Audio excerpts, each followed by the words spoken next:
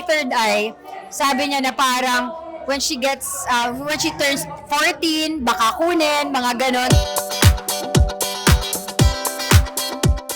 Yes, I'm very excited, of course, and at the same time, actually, the whole script, hindi ko talaga siya binasa because I didn't want to know what to expect. Alam mo yun, I didn't know what to expect. And because our family is so much into horror movies, hindi ko rin sila kinentuhan. So I'm also excited with their reactions as well. So yeah, it's very, very exciting. It's been a long time since I last shot a movie rin. I cannot actually share so much because my character is actually a revelation here.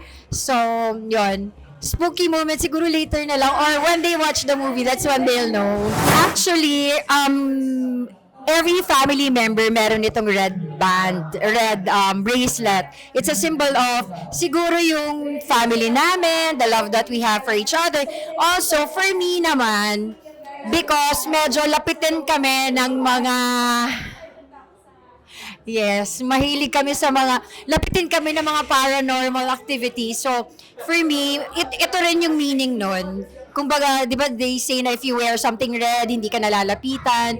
So, meron kaming story as a family wherein we really had to leave the house na tinitirhan namin for more than 10 years because medyo binabantayan yung daughter ko when she was young and parang they wanted, sabi, nung may third eye, sabi niya na parang when she turns 14, baka kunin, mga ganon. So, para lang for safety, whether it's true or not, diba? Aside from prayers, of course, because they say na red is something na kinakatakutan nila. That's why we wear red bracelet also. But aside from that, it's a symbol of our family, that the love that we have for each other.